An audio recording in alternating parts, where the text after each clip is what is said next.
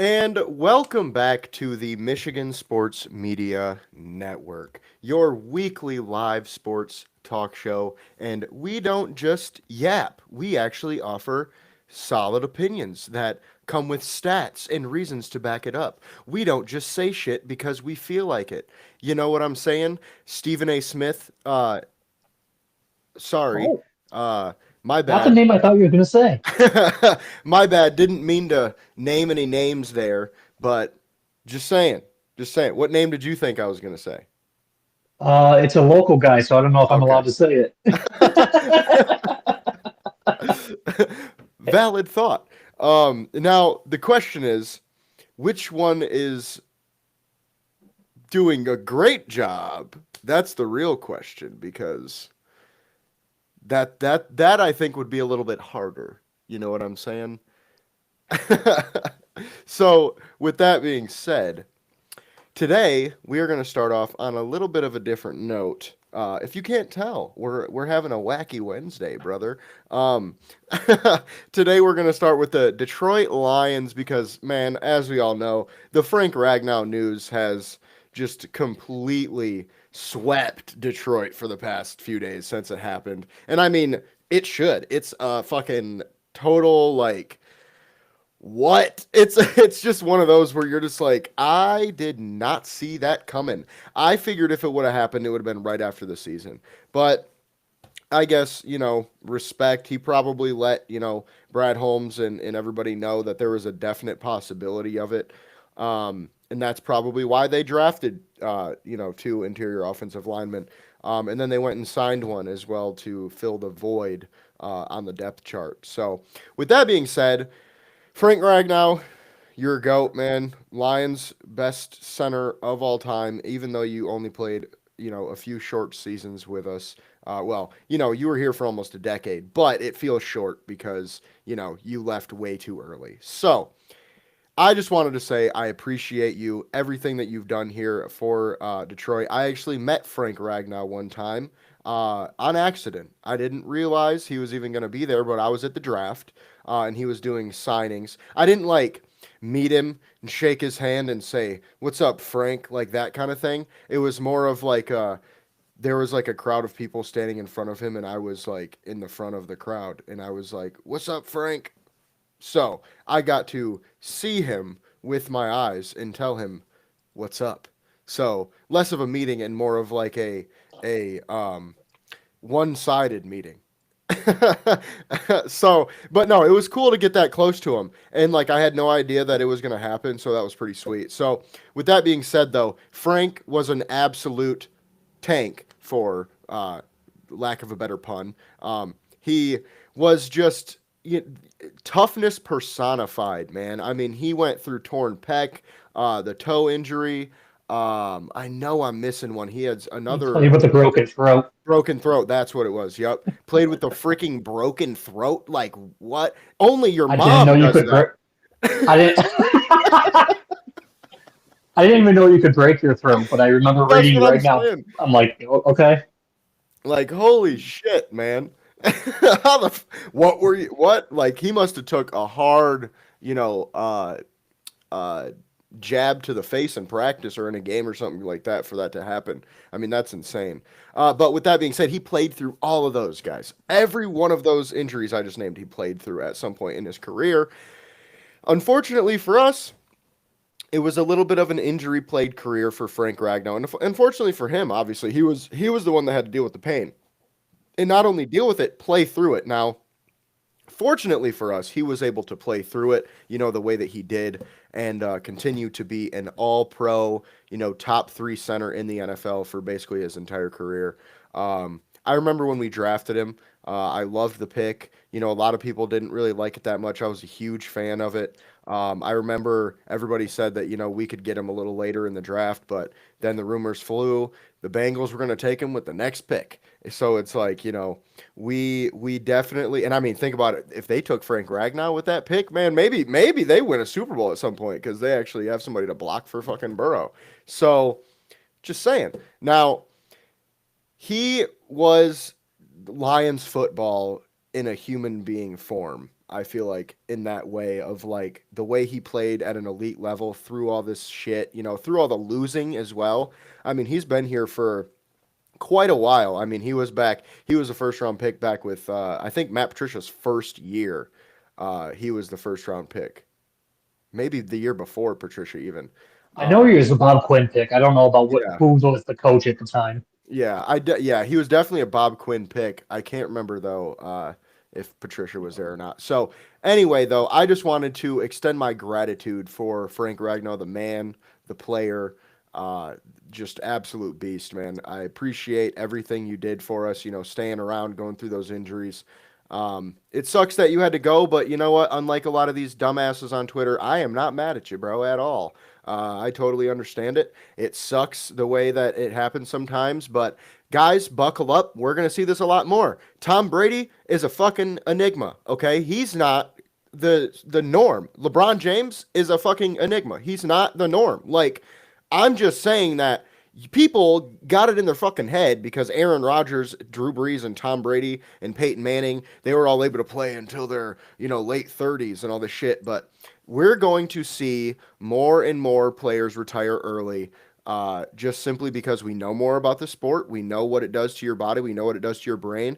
And because of money. Players are making way more money now. They can retire way earlier. I mean, think about it. Frank Ragnow, he's made, I would assume, at least $50 million in his career, minimum, in my opinion. I mean, he made, at least 10, if not 15 the last couple of years with the Lions. So with that being said, we're going to have to get used to this. And it sucks that it was the Lions that it happened to this time, but it is what it is. Luckily, we got some things down the road. But before we talk about, possible solutions to this, James, do you have anything to add before we move on? Um, I, for a brief period of about 20 minutes, was one of those idiots on Twitter that was mad at Ragnow at first because it kind of came out of the blue. And I'm like, if you wanted to do that, why didn't you do that at the end of the year? Did you do this because you didn't get that contract? Because there was rumors he was holding out of the contract. Now that more information's out there, me, along with anyone who thought what I was thinking was an idiot. It was never about a contract. Um, like you started the show with, some writers just kind of guess as to why he wasn't at OTAs, and then it's come out that he told. The article I read was at least 2 months ago. He informed the team, so which would be before the draft. So I mean, once again, it goes with that. Um, so I mean, I'm over it. I was gonna say now, but I was over it half an hour. It took me just a second to connect the dots in my brain. But like you said, he's the best, without a doubt, the best center this franchise has ever seen. Um, I'm not trying to have a recency bias, but I can strongly um, believe that he's the best center that we may ever have because Frank Ragnow's don't grow on trees. The guy is literally the center version of Panay Sewell, in my opinion. So, like, yeah, we can still get a good center. Look, I'm not going to act like the sky is falling like some, but it does suck. So, I mean, it's not something to sweep under the rug and pretend like it's not a big deal. But I've seen some people, and I don't want to get too far off the topic, but I've seen some people say like maybe the Lions only win 7 games now, and I'm just like, well, chill out. It's in the middle. It's in the middle there. So, in terms of Ragnow, best wishes. I looked it up while you were talking about him. He made, according to Google, 58 million in his career. Um, that's before endorsements, it says. So, I mean, I didn't really see in the commercials, but I don't know. He could have had a Nike deal or something like that or whatever. But, sucks to lose them, but it is what it is. We've lost great players like Darius Sanders and Calvin Johnson over the years. And, I mean, don't obviously it sucks, but we roll on and keep going with whoever's suiting up on Sundays. Yeah, for sure. And speaking of who is suiting up on Sundays, there's a lot of speculation about who is going to step into that role and be our next starting center. Obviously, I feel like everybody's kind of heard the Tate Ratledge stuff where he's been taking a lot of center snaps, first team reps and OTAs, which I think the fact that they were doing that, weeks ago shows that they kind of thought Frank was going to go. And I will say, more kudos to Frank because he still pushed it. He was like, man, I am going to try and wait as long as I can to make a decision because he probably wanted to play. But he's like, my body just, it's not smart. That's the way he's thinking about it. And I think that's the way a lot more players are thinking about it. They're trying to get in, get their money, and get out, man. Like, this league is a money league now. I was actually just a little bit of a tangent. I was just talking about this with my girlfriend, though. The NFL has become such a money league because I don't know if you remember this, James. I'm sure you do, but like a decade ago, everybody was fucking freaking out about the ratings. They were like, the ratings are dropping. We don't know what to do. Do you remember that like Yeah. weird couple Yeah. years where everybody was like, the NFL might cease to exist because they're just losing all their fucking watchers and all this shit. And then Yep. out of nowhere, it just boom exploded and became this, billion.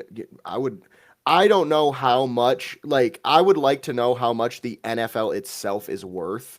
Like, every NFL team's net worth, like what the NFL itself makes, because I would not be surprised if it is almost in the, half a trillion kind of situation there because they make so much money, man. And like, point being, I'm just I'm just a little worried that the NFL itself has become so much about money that the players are also becoming only about money, and that, in my opinion, does not bode well for the future. Now, with that being said, let's return to the, who's going to replace Frank Ragnow situation because I think the obvious choice is Graham Glasgow, right? I mean, he's played center before throughout his career. He's one of those guys that has that versatility, and I mean, it just makes sense because Ratledge only played right guard in college. Like, I guess he played center in high school, but you're kind of asking him to do a lot because like I just put out an article today actually about this, but the center. So some of you may not know, most of you probably do. I'm an O-line coach at the high school level, right? And the center, even in the high school level, is the most important offensive lineman. You have to have someone that is smart there because they have to ID the front, the backers, in high school, they don't have to identify the coverages or the blitzes necessarily. We try to teach them to, but, we try to put it on the whole offensive line at the high school level to kind of give him a little bit more help. But in the NFL level, the centers are ID and everything. They're even looking at coverages. Okay, that's how deep the center game goes in the NFL. These guys are looking at where the safeties are, right, and they're making calls based on that. So with that being said, I am a little worried that Tate Ratledge will be able to just step in day one and get all that as a rookie. Okay, that might be a lot to ask for him to be the captain of our freaking offense, essentially, or at least our offensive line for sure. Uh, right off the bat, after not playing the position for, I mean, multiple years. So I do think it makes a lot of sense that Glasgow would be our initial guy. However, the fact that they're still working Ratledge at center consistently, I do think they want Ratledge at center. And I mean, I haven't seen him play it, so he could be amazing. He could have it all down. So that's something that they will obviously decide in practice. But it's a two-man battle, right? And obviously we just signed Tristan Colon or Cologne. I'm not sure how to pronounce it.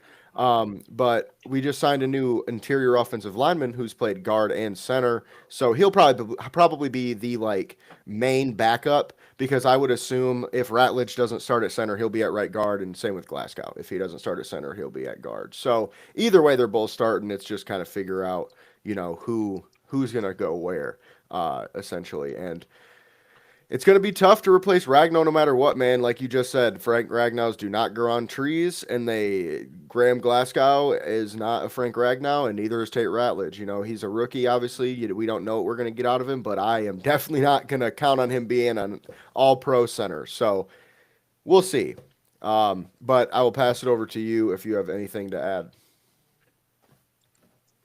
Um, excuse me. I said my piece mostly in terms of at least the Ragnar situation, but when it comes to the future center, we're in lockstep per usual. I think Glasgow has to be that guy at least this year. If you want Ratledge to take it over for the long term, fine. I have no issues with that. But as you mentioned, with all the extra responsibilities of center, plus you're going from college to the NFL, which is already a tough transition for so many players, um, vast majority, to be fair. I think that's just going to be too much. And I know earlier in the offseason, we were saying how Glasgow might have been like a June 1st cut because of his cap number, but obviously this could be very much why Glasgow is still on the team. Um, we we drafted in addition to Ratledge, Frazier, who has, to be fair to him, never played center, but he has made starts at college at left tackle, left guard, and right tackle. So everything but center. So he's clearly at least versatile. So I'm like, I wouldn't be surprised if they throw him in there during practices and whatnot, just see what he has, kind of like an open competition, so to speak. But I would assume that Glasgow will take the reins for year one at least. Yeah, for sure. I'm kind of on that same train of thought. The only thing that makes me think Ratledge could possibly still be the guy is the fact that it's like with Sewell, right? I think, we drafted him to be our right tackle, right? And I think that's why when we started him game one, he didn't start at left tackle, even though Decker was out, right? They were like, we're Yeah. going to keep him at right. And then they moved him later because they realized he's just one of those dudes. It doesn't fucking matter. They're like, he's Penei Sewell. All right. It don't matter what side he's on. He's a beast. So, I just feel like with Ratledge, though, with any rookie offensive lineman, you don't really want to like start them somewhere and then move them later. But if he can't do it, then I think Glasgow is the obvious choice, simply because like we mentioned, he's got, years of experience doing it. And a good point with Miles Frazier, because I mentioned that in my article as well, that, he offers that versatility that, I wouldn't be surprised either if he gets some reps at, the interior O-line spot. So, with that being said, though, a little bit more on Tristan Cologne specifically. He had a 71 overall rating on Pro Football Focus, which is not, amazing by any means, but that's solid for a depth guy. He's got a handful of starts at center and guard in his career in the NFL. I would say, I personally like the signing. Like, I think this is I mentioned in the article as well, this is kind of the exact move I expected because it was like, okay, we lost Ragnow. We're not going to go try to find a new starter, right? Because we have guys like Glasgow and Ratledge that we already mentioned that could make that position happen. What we do need though is another backup because what happened is everybody slid up the depth chart one spot because we're missing one guy. So we had to get a new guy in there, and I think Cologne is a pretty good one for us. I was a little surprised we didn't go with more of a seasoned veteran because if we're gonna have use him more as a depth piece, it would make sense for him to be a vet because that'll take Ragnow's spot a little bit there, kind of help with the leadership issue. But he is somewhat of a vet. He's been in the NFL for 5 years, so he's got a little bit of veteran to him. Now, the next thing I wanted to talk about was what are we going to do with the money, right? Because Frank Ragnow's contract, he was due $14 million this year and 15 something next year against the cap. In my article, I mentioned this as well, that there are two different options that they could do with his contract. Okay, they could either well, let's start here. There's $8.4 million owed to Frank Ragnow, okay? And for a little bit of a different conversation, Calvin Johnson, okay, James, you remember how Calvin Johnson had this whole issue because the Lions were like, we want our money back, right? Do you Yeah, remember never heard how of it. much? Do you remember how much money that was? I want to say 1.9, 3.2 mil. 3.2. And they only got 1.9 back because they only got about half. Okay. So you Okay. were good on that number. It might not be exactly 1.9, but it's in that range because they got half. Okay. So with that being said, we all remember how Calvin Johnson wasn't very happy about it, right? We remember that when he was like, hey, fuck you, buddy. Uh, my thing is, we owe Frank Ragnow $8.4 million in guarantees. What do we think's gonna happen there? Because my question is, obviously, we should have learned from our mistakes because we did it to Barry too. Okay, we should have learned from our mistakes. However, I wouldn't be surprised if we didn't. Now, $8.4 million is a lot of money, right? However, the NFL is a much richer business than it used to be, like we just talked about. We have new ownership, technically, even though it's still the Fords, it's Sheila Ford Hamp. So, different ownership.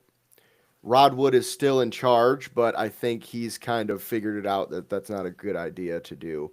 My question is, how much of this money do they try to get back, if any?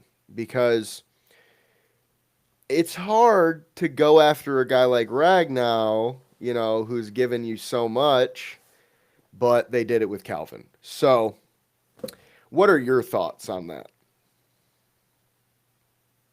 To my knowledge, the whatever amount of money we recoup from Ragnow on his existing deal, years left, whatever, is added back to the cap, if I'm not mistaken.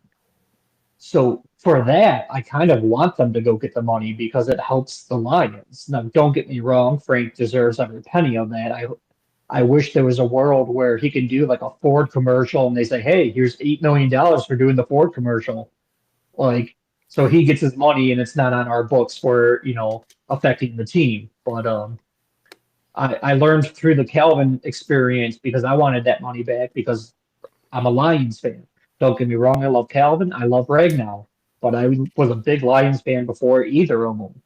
So you got to roll with the punches. And uh, in order to do that kind of thing, because once again with the Calvin, they wanted Calvin to be some kind of like front office special analyst or whatever. They try to give him a fancy job title so they can try to give him some money. But he said he didn't want to do it, so that complicated things. Um, as long as we have the money, which I know we don't, we've talked so much about, we got to resign Hutch. Kirby just got his extension. So, I mean, book wise, he's on there, but his cap number skyrockets. We got to re-sign Brian Branch coming up. We got to re-sign Gibbs coming up. We got to re-sign Laporta coming up. Like it, JMO. So I'm like, I want us to get some of that money back, and I do feel dirty asking for it because I don't want to be that guy to Frank. He gave us everything. As you mentioned before, he played through a broken foot or a throat. He's got his toe injury that he played through, and they said it got so bad that is no longer able to be operated on to fix. Because they said if they operated on it early enough, they could have potentially fixed it. But he wanted to play through it because the surgery would have ended his season. So now he's got permanent damage in his toe.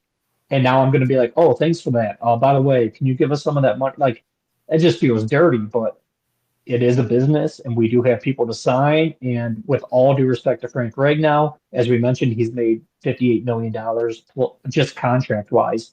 A couple million's not going to make him go broke. But I can kind of just see both sides of that coin. I don't want to piss him off. I don't want to repeat of Calvin or Reg or oh my gosh, Calvin or Barry. Um, but I want to do what would help the Lions organization moving forward. So that is that's a tough one. Obviously, I would have to talk to Frank on it, which I would love to if he somehow sees this. But but like, yeah, I'm very happy that it's not my call, and I don't per se have to worry about that.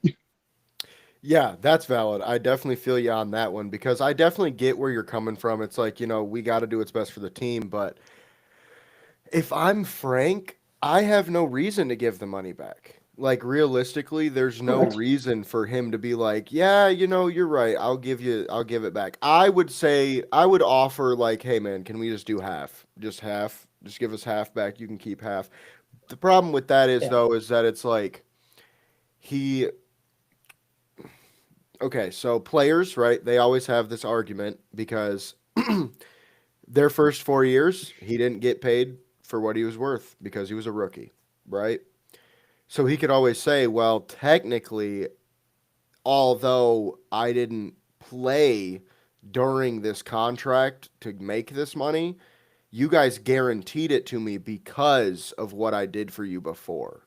You see what I'm saying? And it's like he That's doesn't even valid. get his whole contract. He only gets what was guaranteed left because that's how, unfortunately, that cookie crumbles. And like, unfortunately for us, he made the decision to retire early, but like you said, it just feels dirty trying to ask for it. But at the same time, it's like there has to be some sort of compromise, right? Now, with that being said, though, there are two different ways that we could split this money up. We can spread it over the next 2 years, and then I think the cap hit is something like 5.6 and 4 point something along those lines. 5.6 in 2025 and 4 point something in 2026, or we yeah, the cap hit. So we open Mm. 9.2 million in 2025, and then we would have to add 4 point something next year. Or we could do the other option, which is just put it all on this year, and then we would only open something like 5 million. So it's just one of those things. I don't think it really matters that much because the thing with that is, right, Brad Holmes, does he even want to sign another starter level player? I don't think so because here's why. If we go look at over the cap, right? The Lions in 2025, yeah, we have like 48 million or something like that. But if you go click on 2026, we are negative $50 million. So I don't know if anybody watching knows anything about math, right? But we might be up 50 million this year, but we're down 50 million next year, and there's a cap rollover. So if we didn't spend any money, we would just be even again. So Brad Holmes is thinking, okay, we need to try to kick this can down to the next season because in 2027 it opens up a bit more and we have a lot more, flexibility so we can re-sign those guys. And I think that's kind of why he's waiting on re-signing guys like JMO and Hutch JMO and Hutch specifically because they are going into their technical last year of their contract, but he understands that they have to kick that can to 2027 when they can, open that cap space up. So it does make sense if we don't sign anybody. So with that being said, I probably would put it all on this year because then that way we have a little bit more. We feel a little bit better about next year's cap because you don't want to add to a negative number. You know what I mean? Like it's just one of those things. You know what I'm saying? You don't want to make it more No, no, negative. no, no. I realized that after I said it that I was like, wait, I don't know if this really made any sense.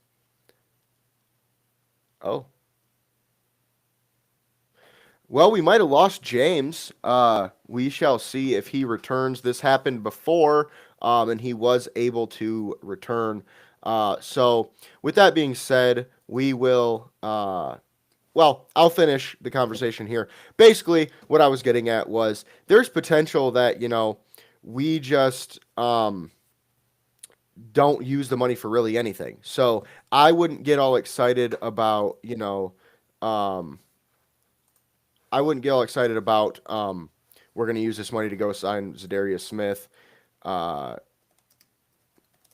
we're gonna, go get Von Miller or whoever, that the case may be. I don't see that happening. Um, I just don't. With the money situation, I do not see how we would go, okay, let's go sign another guy who can start because I feel like number one, if Brad Holmes I think it's clear Brad Holmes does not think edge is as big of a need as the rest of us do. So if he did, he would have drafted one way earlier. And I don't think he's going to go out and spend a bunch of money to get one. Maybe not even a bunch, but put us in the even more in the red for next season. So with that being said, though, now we will move on to NBA. And there's really not too much on the Pistons front, as we all know. The only thing really right now circling, as always, are the trade rumors. A lot of people, talking about, is Jaden Ivey enough? I'm not too sure about that. I don't know if you can win a championship with the roster as constructed. However, there are rumors that before um, there are rumors that before the allegations came out, he'd already didn't really have too good of a market simply because of his injuries. So I could kind of see. Oh, and we got James back. Um, Sorry about Glad to that. have you. No worries. So what I was just talking about was the NBA and the Zion Williamson allegations, and kind of talking about how that could impact his trade value, even though it wasn't that high prior. So there have been a lot of rumors. There have been a lot of rumors lately. That Zion's trade value was already very low. Basically, you were just going to get a couple, like the Pelicans were just going to get expiring contracts, maybe young, one or two young guys, and maybe a pick swap. It wasn't going to be this grandiose package that everybody kind of, thought initially, because, Zion is a great player when he's healthy, but a lot of people, apparently the NBA executives liken him to a Kristaps Porzingis type of player, that it's like, yeah, he's a baller when he's on the court, which is barely ever. So they don't really want to give up much for him, especially when you're paying him all that money. So what I was getting at was there's potential that, the Pistons could trade for Zion Williamson for just Tobias Harris and maybe another, decent player and a pick. And I don't think that would be crazy. And I also think that his allegations will probably come and go based on things that I've seen on social medias and things like that. It just doesn't seem like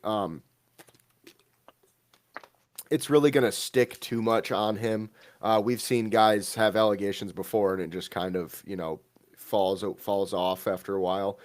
So I do think, I mean, I say that to say I do think the Zion Williamson like trade rumors are alive and well still, even with the allegations, because that's another rumor around the league, is that NBA executives kind of as a whole believe it's not really gonna affect him in the long run. So with that being said, my question is, do the Pistons still even want him? Because I still, it would be like, I don't know, man, with all the other stuff, like the injuries, the allegation, it's just like, even if we can get him for the cheap, I don't know. Like, if it works out, I mean, shit, that'd be awesome, but I don't know if it would.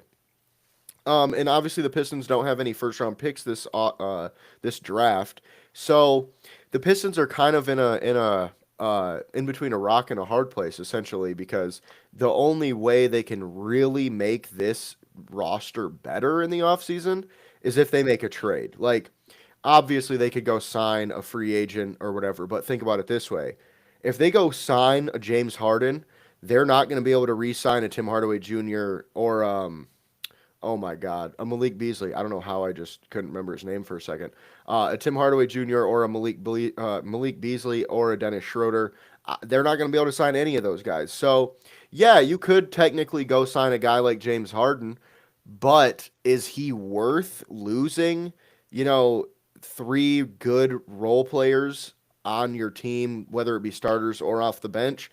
I don't know, because of the way that this roster is constructed. It's not particularly deep, okay? Like, it's a solid roster from 1 through 12, but I would say 1 through 10. But once you get after 10, you're not really like, you're not getting a lot of, spectacular talent per se. So I don't know if I would feel great about those last, let's say 9, 11, or 9, 10, 11. I don't know if I feel good about those guys being our 7, 8, 9 next year. You know what I'm saying? So I don't know if I love that idea. I do think that guys like Lauri Markkanen are available. Like I mentioned, Zion Williamson.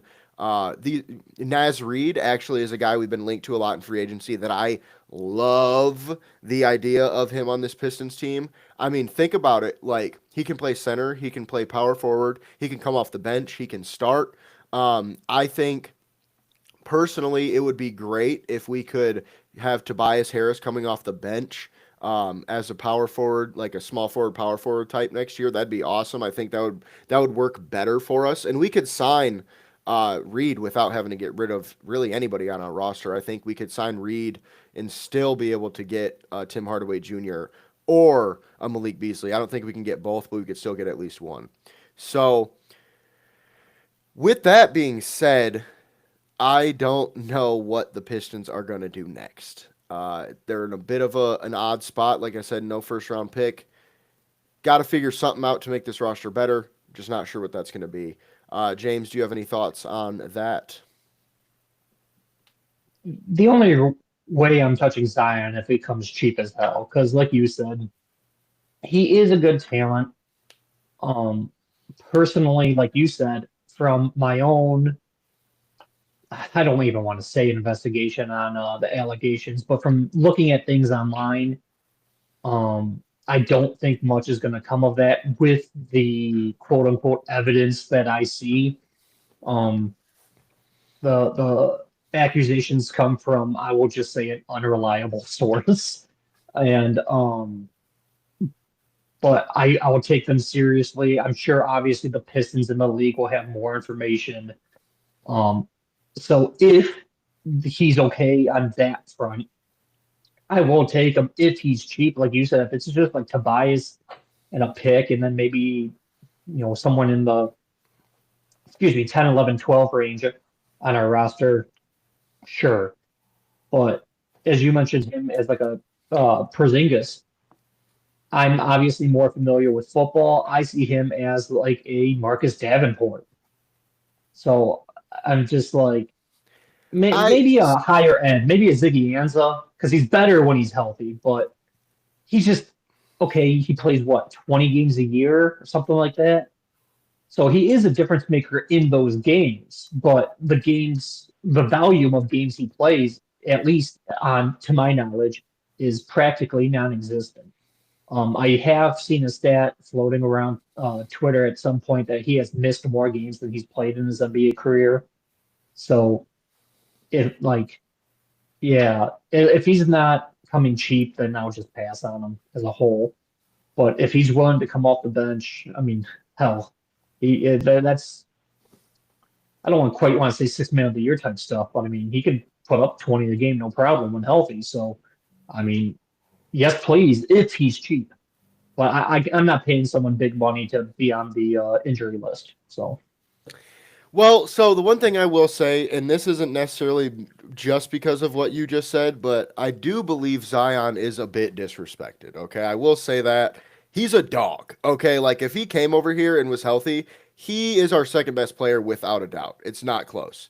Like, genuinely, I think if Zion would come over here and be healthy and not have any problems, we're talking Eastern Conference Finals for sure. Like him and Cade throwing Zion lobs would be like fucking like poetic. You know what I'm saying? It would just be beautiful. And the thing I like about Zion is with his size, he can kind of play the small forward, the power forward, or small ball center, and he can shoot. He's uber athletic. He can dribble. But like you mentioned, it doesn't matter if he doesn't play, right? And I will say you weren't super far off on the game's average. It's probably closer to 40 a season, which is still only half.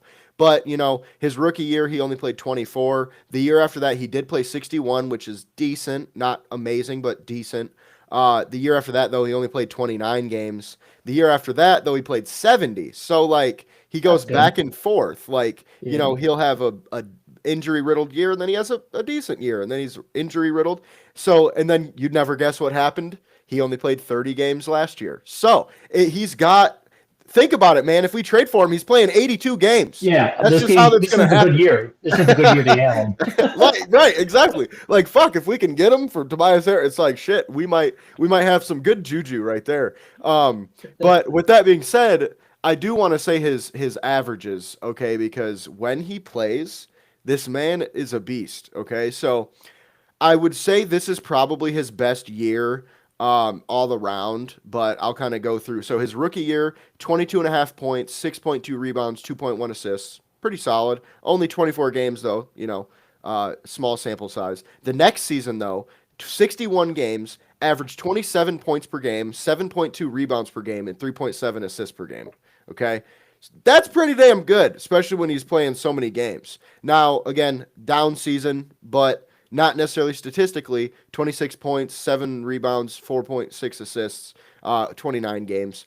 Then he played 70 games, 22.9 points, 5.8 rebounds, but he got 5 assists. So his assists went up. He was a little more of a passer that season. And then the last season, 30 games, 24.5 points, 7.2 rebounds, and 5.3 assists. So that's a difference-making player if healthy. And that's why I do like the Kristaps Porzingis, because Kristaps Porzingis is a 7-footer who can shoot, he can block shots, he can dribble, he can pass, but he's not always healthy. And, I do think the Ziggy Ansah is a little bit closer to what a Zion is, but I do think, what would I liken it to? It's really hard in the NFL because there's really not those guys that just there's only a handful of guys that they just can't seem to stay on the field.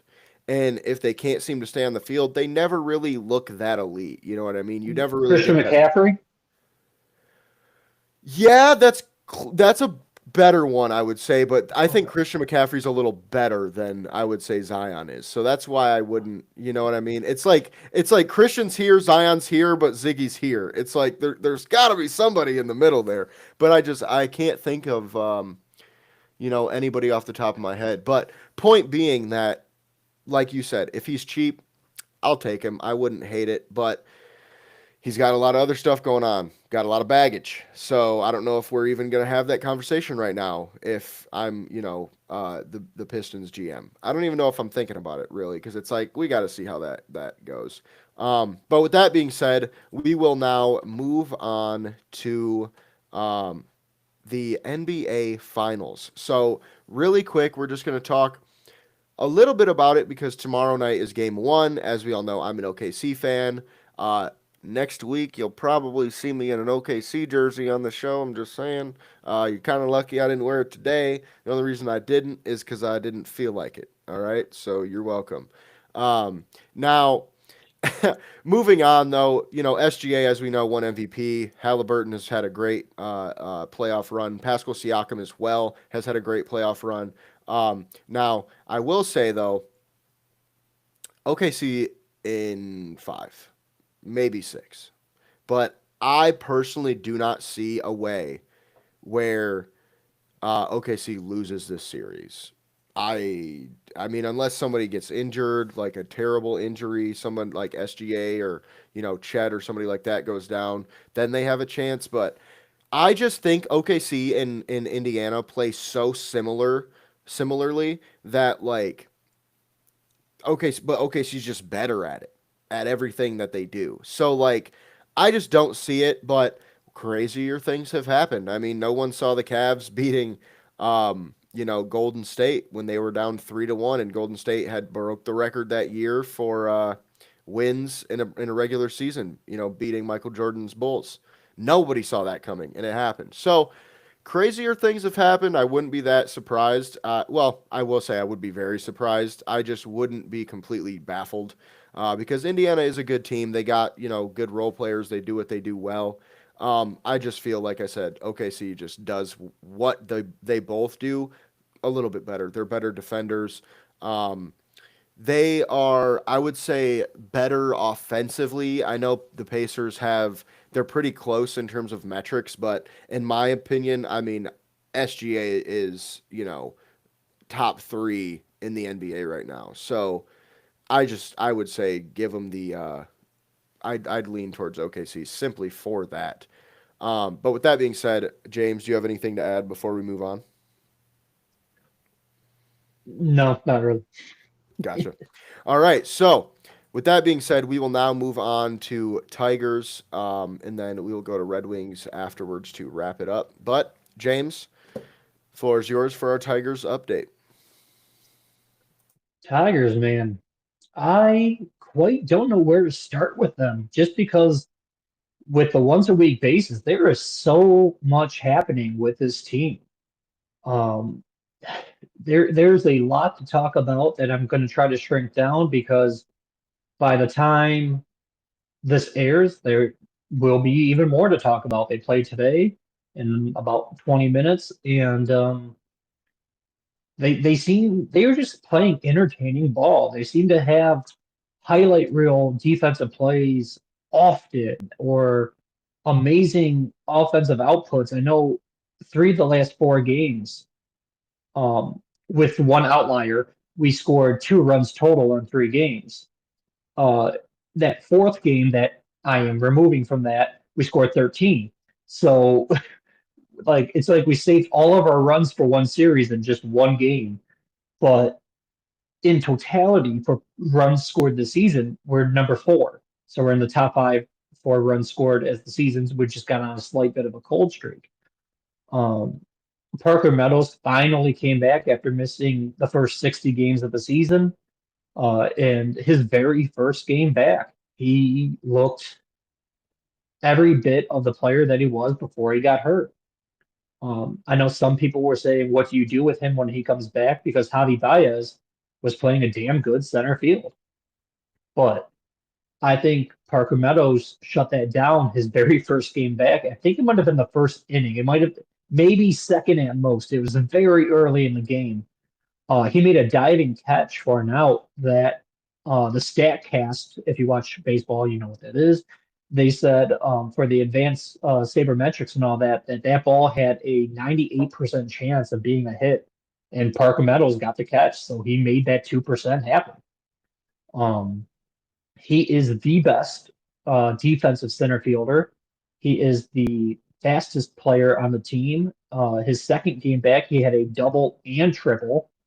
um, he's had a stolen base last game. Like his speed's on display, his defense is on display. And I'm like, and this is a guy that we missed for 60 games, and in those 60 games without him, we were the best team in baseball. So I mean, there are so many storylines, and all of them good with this Tigers team.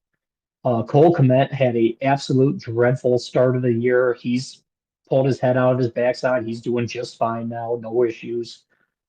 He was leading the league in errors in the field for like the first 2 months. Now he's around league average. Like just everything is kind of coming up Tigers. Kerry Carpenter just had a 3 home run game, not series, game. And that has not been done in 3,272 days.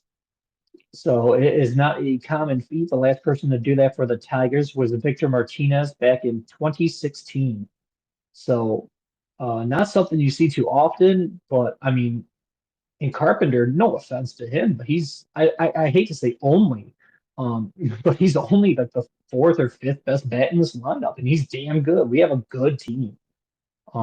I did not expect this team to be this good. I did predict us to win the division, but I did not expect us. I mean, I feel like we're the baseball version of the Lions. We're hurt, but we're still 15-2. We're just kicking everyone and laughing at them while we're down. I mean, like I know we had just a rough like 1 or 2 last games, but in totality for the season, we are dominating people, like absolute domination. Scooble's last start since our last podcast, we had 7 shutout innings. Um, he lost that game 1-0, but he gave up, or the team gave up 1 run after he was pulled in relief. He had 7 shutout innings.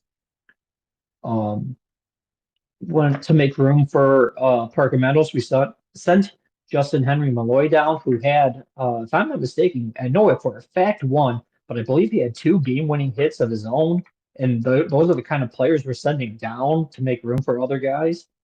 Um, One thing I also saw was awesome is if you follow the team, because I know they retweeted it, you follow them on Twitter or X, whatever you want to call them.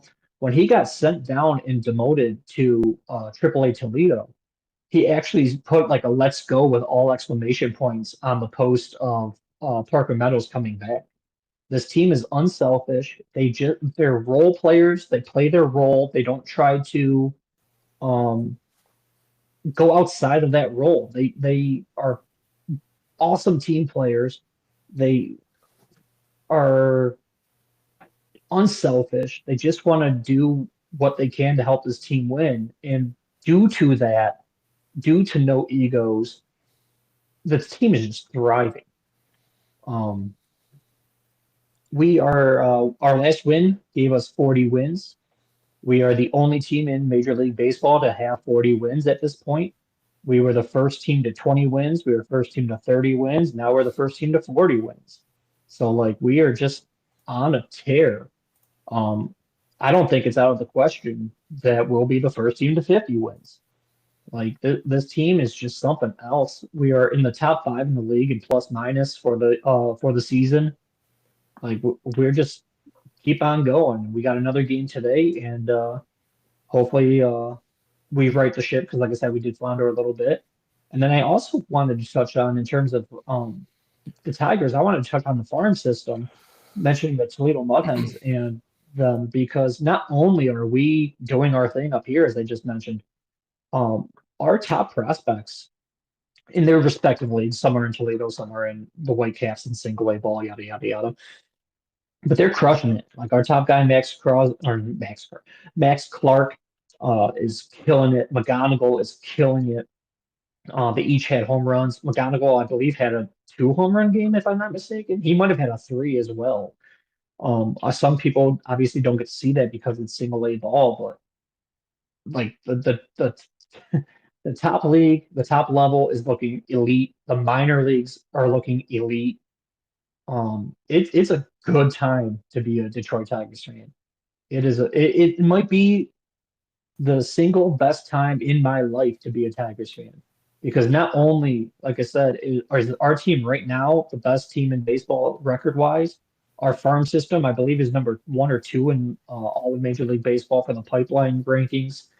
And we've had great teams in the past. We've been to 2 World Series in my lifetime, but we got there by trading away our prospects for established veterans. So we knew we were good then, but our future was bleak, kind of just a trade-off. Yeah, we're good now, and it looks like we're good for the future. Like this is kind of unparalleled in at least recent baseball. But in terms of the Tigers, it is nothing but good. If you have not been watching, I would recommend watching. Now is a good time to get on board. And I'll leave the Tigers update portion there. Yeah, for sure. And like you said, it's no better time to get in. And what better way to get in than to buy some gear, folks? And you already know what to do. Drop to the description, what am I, a dumbass? Click the link. Click the Like, link. comment, subscribe. Right. I'm just running through the fucking shit in my brain but no, yeah. So click the link in the description and head on over to Fanatics and get yourself some Tigers gear or some Lions gear. I got this on Fanatics. It's a great shirt. I love it. I mean, I wear it all the time on the pod. I'm sure, as you guys have seen, any Lions shirt I wear on this pod, I have bought from Fanatics, and that's a fact, folks. Okay, that's not some BS. That's a fact. All right. Go ahead and buy your shit and help us out because it would help us out. All right. So, with that being said, we will now move on to the Red Wings. And before we move on to the Red Wings, if we're speaking of weird shit, all right, I don't know how I'm going to tie this in. Weird shit getting thrown on ice, right? Because we throw an octopus on the ice. You can try food. You can try food from Asia if you want. You can try food from France. You can try food from Italy. You can try food from the world at trytheworld.com. And if you go in the description, click the link, make a purchase, it'll help us out. It'll help you out because you get some delicious treats from somewhere that you may never go. So just think about it that way. Maybe you don't have to go. If you find out their treats suck, it's like maybe we'll save our money. All right? Just go to Grand Rapids. Don't do that. It's a bad idea. But with that being said, we will move on to the Red Wings with our Red Wings update. Again, James. Yeah, there's actually some positive things to talk about the Red Wings, surprisingly. But I'm going to only talk about a couple of those. I know I'm already going to get questions as to why I didn't cover this or that. It's the off season. We still got 3 weeks until the draft. I'm going to talk about some of it now, and I'll talk about some of it on the next episode. That way we can at least have something to talk about for them.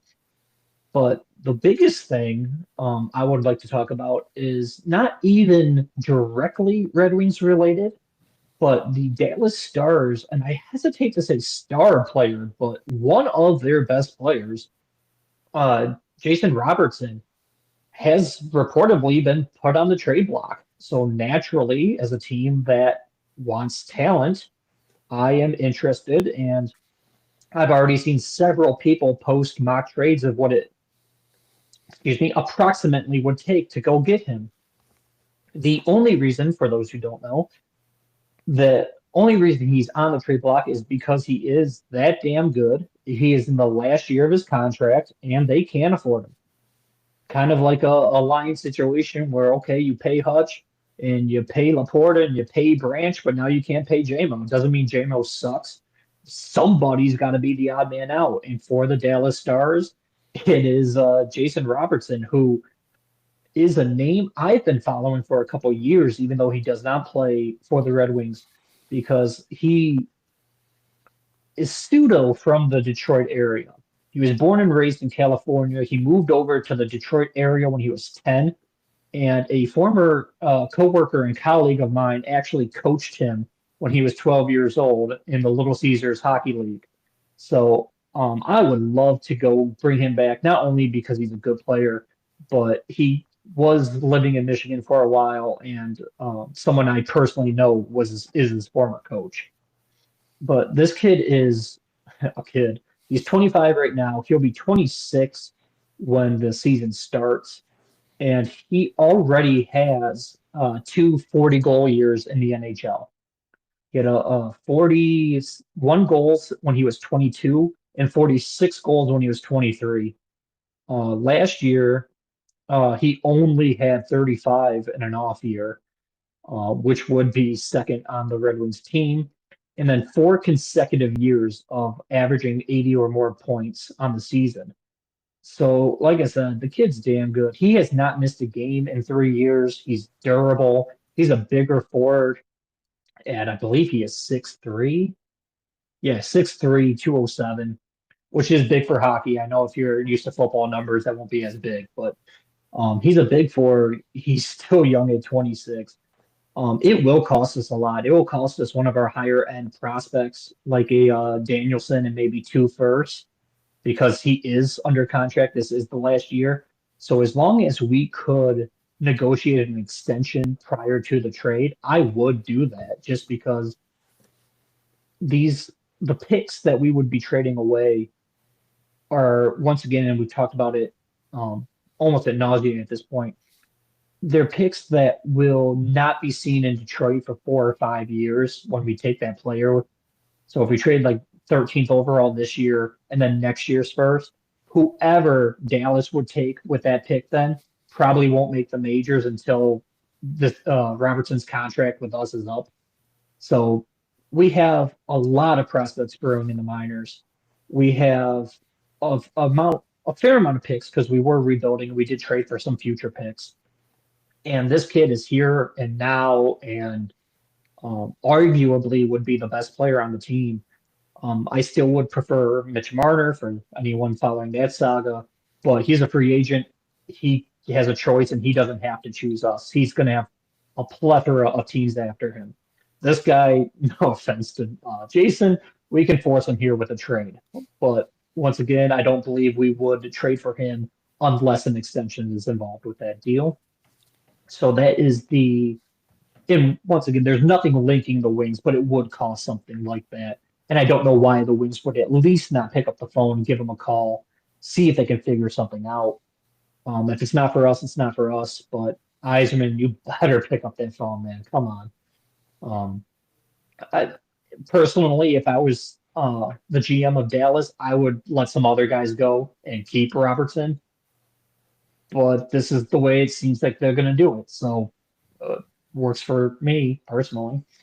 Um, and then the only other thing I wanted to talk about today, everything else I'll push off to next week, is an interesting update on one of, I want to say one of, I want to say the most controversial pick for Steve Yzerman in his time as the Red Wings GM, in my opinion, Dmitry Buchnikov, he is a extremely talented player. I've mentioned him in prior updates about um, possibilities of him being one of those like Lucas Raymonds and one of those guys that could potentially come here and help this team win, be a part of the foundation of this rebuild, and like be be the Laporta, be the Gibbs, be one of those young cogs that are going to take us to that next level. The only issue with him is, as you might have guessed by his name, he is Russian. He plays in the KHL currently. And for the last 3 years after we drafted him, it gave us his NHL rights. Last year, he signed a 2-year deal with his KHL franchise. And he says he loves it in Russia. He says he likes playing in the KHL. He likes Russia. Um, and the only thing about potentially coming to the States is he says, yeah, like all the best players in the world play in the NHL. And at some point in time, I would like to play at least one season there. And we drafted this guy in the second round 3 years ago.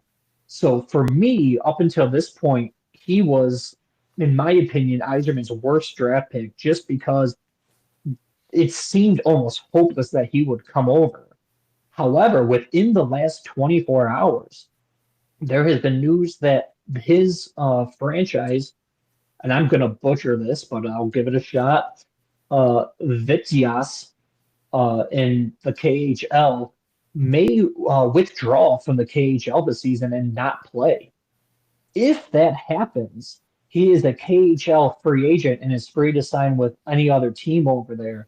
But he said if that happens, he might come to America and play within the Wings system, whether that will be with the Red Wings or the Grand Rapids Griffins, because he likes his current coach, he likes his current situation.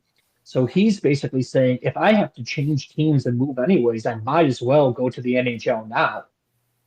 So we might have, I hate to say fallen into luck, but with his team potentially pulling themselves out of the KHL, at least for this season, if he can come over here, I mean, please. He is a supreme talent. His talent was never a question for me. I was just worried when we drafted him because even before we drafted him, the story was out about him that he might not ever come to the U.S. and play here. So it wasn't a talent thing. It was just an availability kind of thing.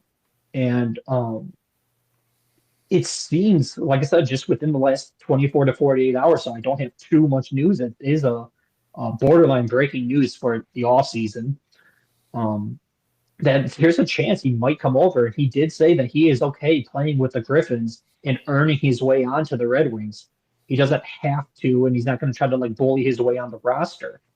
And if you are not familiar with him, in 64 games in the KHL, he had 15 goals, 39 assists, and led his team in points.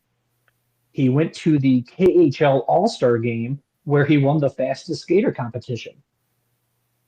So he led his team in points. He was the captain of his team, and he won the fastest skater in the KHL award for their All-Star games that they play during their All-Star break, just like we do. So he, like I said, he is a talented player, and for someone that I kind of considered a lost pick, and I did not see him ever coming over, it got very real that there is a possibility he comes over, and not only at some point, it seems like it could be sooner rather than later, and that would be a big get for the Wings. So if that happens, in my personal opinion, Steve Yzerman's worst pick as a GM of the Wings might have turned into, I don't want to say his best because he's got Seider and Raymond, but maybe a top 5 pick. Wow. And, you know, it sounds like the Wings are getting kind of lucky in general right now in terms of, Yeah. the Stars putting him on the block. And I had one question for you about that specifically. Like, I guess it's a two-parter, sort of. So, first part is, I know you said he might be our best player and everything like that.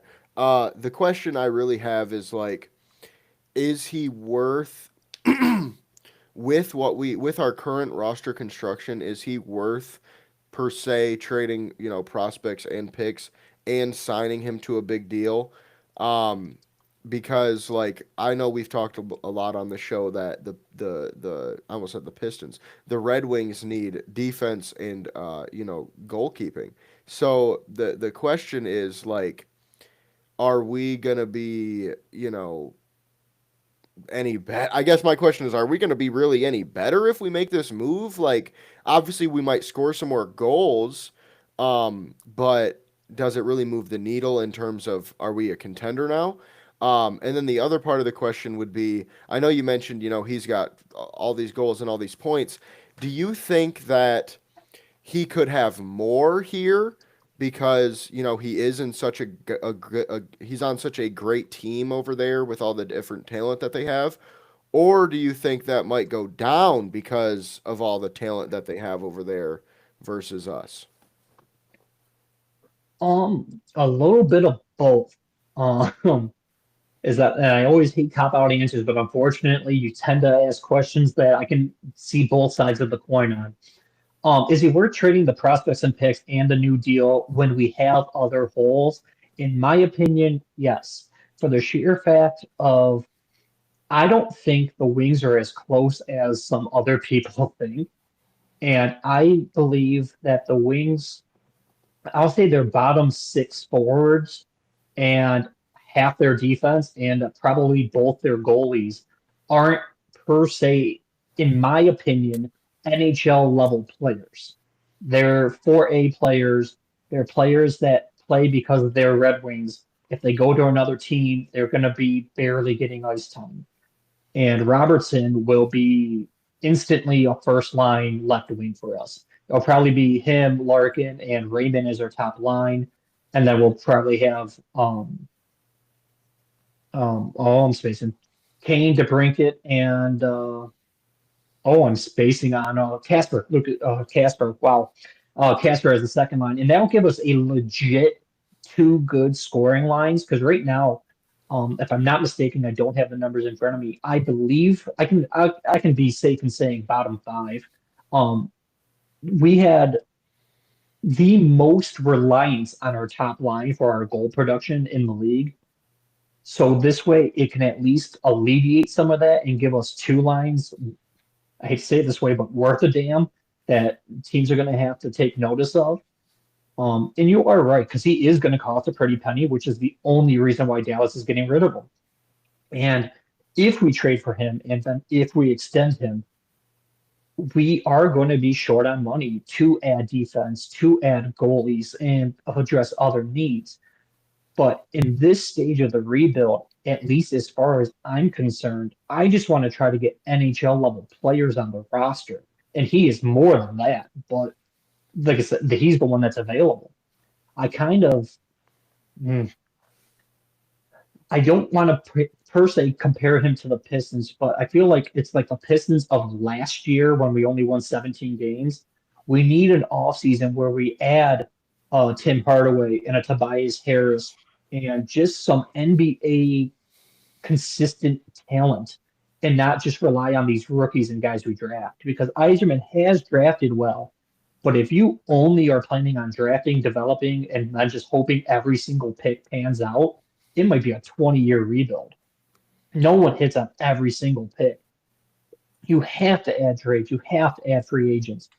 And Robinson, much like when I was talking about Mitch Marner, is a player that other people may come here to play with.